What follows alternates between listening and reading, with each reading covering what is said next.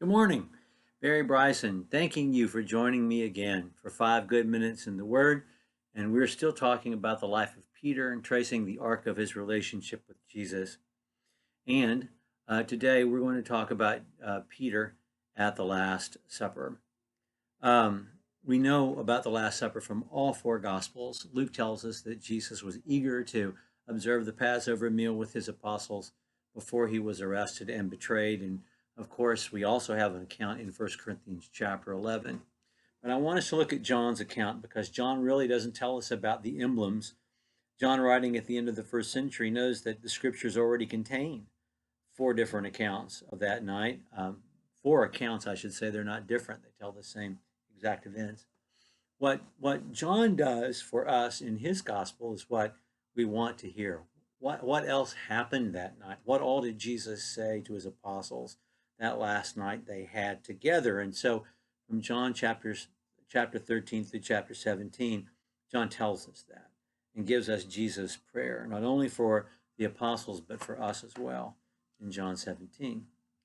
We know from the Synoptic Gospels that Jesus instituted the Lord's Supper over the course of the meal. And he began the meal by sharing the bread and telling them that that was his body that was about to be broken for them. And at the end of the meal, he shared the cup around with the wine and said, "This is my blood, the blood of the new covenant." In the middle of the meal, John tells us, while they were eating there, the meal itself was interrupted by their smelly feet in each other's faces. We have to remember that they would not have been sitting at a table, despite the beautiful painting that Leonardo da Vinci leaves for us in Milan. They would have been reclining around a table, kind of leaning on one arm and eating from a very low table, and everyone at an angle. And so the guy behind you, his feet are going to be fairly close to your face. And there in their culture, when people wore sandals and people walked dusty roads, and there was a lot of things to step in on those roads, the first act of hospitality was to wash someone's feet when they came into your home.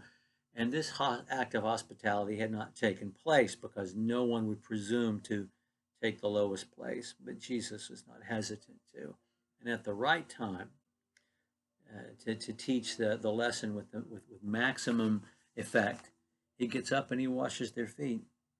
It says in John chapter 13, verse 1, "Now before the feast of Passover, Jesus, knowing that his hour had come, that he should part out of this world to the Father, having loved his own who were in the world, loving them all to the end, and during supper, the devil having already put into the heart of Judas Iscariot, the son of Simon, to betray him, Jesus, knowing that the Father had given all things into his hands, and that he'd come from God and was going back to God, rose up from supper, laid aside his garments, and took a towel, and girded himself about, and poured water into a basin, and began to wash the disciples' feet, and to wipe them with the towel with which he was girded. And he came to Peter. He said to him, "Lord, do you wash my feet?"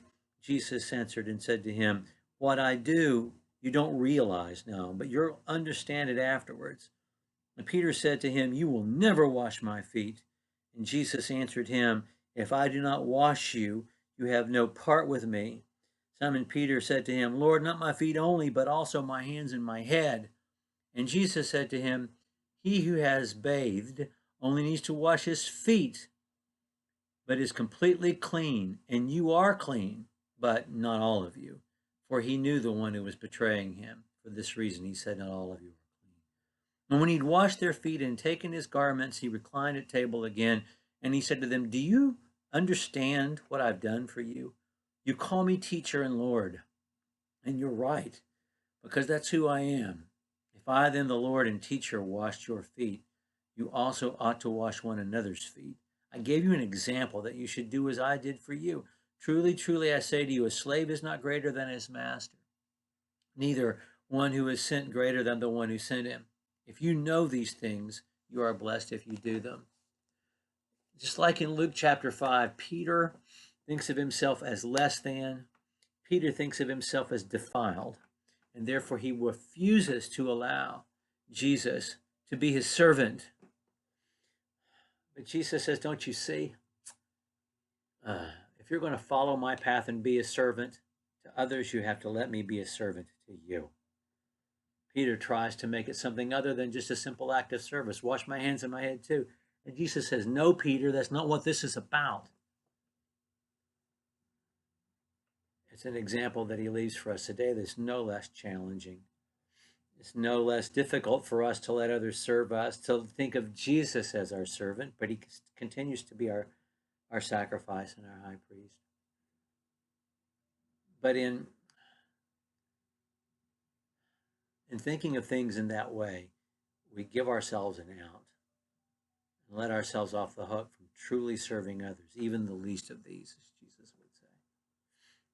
Let us learn what Peter was trying to learn that night and serve the way Jesus has challenged us to. Thank you for joining me for 5 Good Minutes. We'll be back again on the night Jesus was betrayed tomorrow.